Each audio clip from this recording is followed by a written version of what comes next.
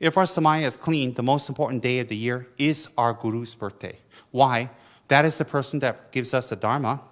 So when that person gives us the dharma, it is worth more than all the statues and all the living Buddhas in the world because they didn't give us dharma.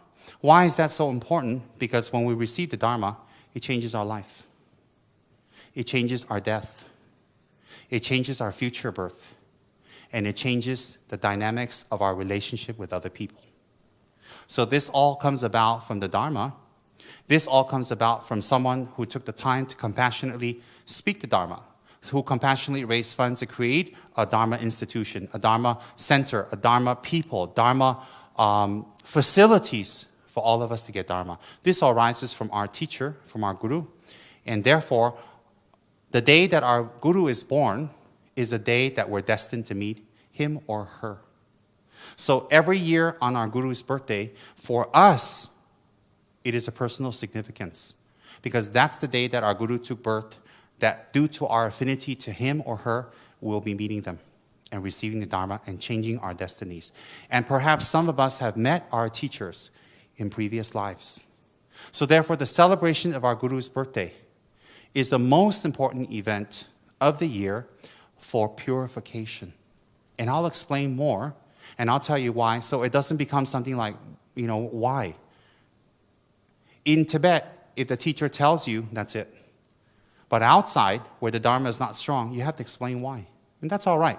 That's no problem. So I'll explain Tsongkhapa's birthday, Kuan Yin's birthday, Shakyamuni's birthday, and / or our Guru's birthday. Depends. Okay? So for me, Tsongkhapa's day is very important, but it's more important is Khyentse Saramji's day for myself personally. All right?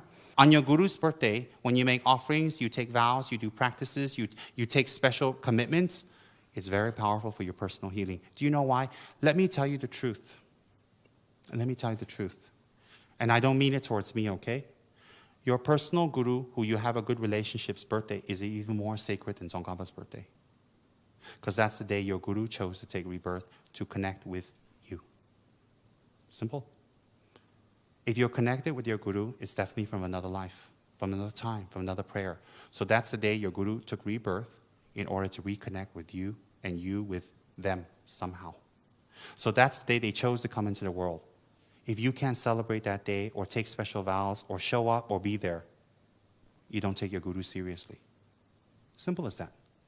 In the monasteries, our guru's birthdays is a big event. Very big event. Even for me, people like me who hate parties, I show up. Because it's not a party. So that day, we take vows. If we can take it with our guru, it's even better. We take refuge, wonderful. Or we repair our refuge vows. Or we make wishes for health, long life, realizations. Or sometimes, if you're very lucky, if you have the merits, your guru will give initiation on his birthday. Oh, very profound. Or give bodhisattva vows. On that day, you should create statues or create tattas. On that day, you should do more prostrations. On that day, all secular activity, you should stop. You should spend 1 hour on spiritual activities. Your guru's birthday, Tsongkhapa's day, Shakyamuni day, all secular activity should stop or become more minimal. If your guru's birthday or Tsongkhapa's day falls on Sunday, very easy, right? If it's on Wednesday, well, you got to make do. You got to work 8-9 hours and go do your spiritual thing. It's the best you can do. That's the most important. Why? That is a day that they chose to benefit you. So why wouldn't you celebrate? Example, Tsongkhapa's day is coming up very soon. It's a very big event in Ganden. Do you know Ganden, the high lamas, even the old lamas with walking sticks will come out and go to the temple to make prayers and light butter lamps. Even the old ones, like 81 years old, they come. When you see them walk to the temple, your tears flow down your face. Do you know why? They spent their whole life benefiting others. Usually they don't come out one because too old. And they don't travel much, but they will come out. So it's very, very precious. So on Tsongkhapa Day is a very special event. Every year KH plans it wonderfully and does it wonderfully. That's beautiful. That's beautiful. I'm not interested in my birthday because there's Tsongkhapa's Day. Why should I call a bunch of people to celebrate my birthday? Well, is my ego that inflated? What is there to celebrate? I showed up, a big fat me. What's the big deal? Why should I have a whole bunch of people come and sing happy birthdays to me and celebrate my birthday? I should celebrate everybody else's life, not make people focus on me. That's called spiritualism. So therefore, Tsongkapa's day is a very powerful day to take vows, purify karma, and heal. Very powerful. Very, very powerful. Then on that day, the day before, you should clean up your altars very well. Prepare beautiful offerings. And when you wake up, make beautiful offerings to Tsongkapa. Go to the center, do activities. If you're really far away, you cannot help it.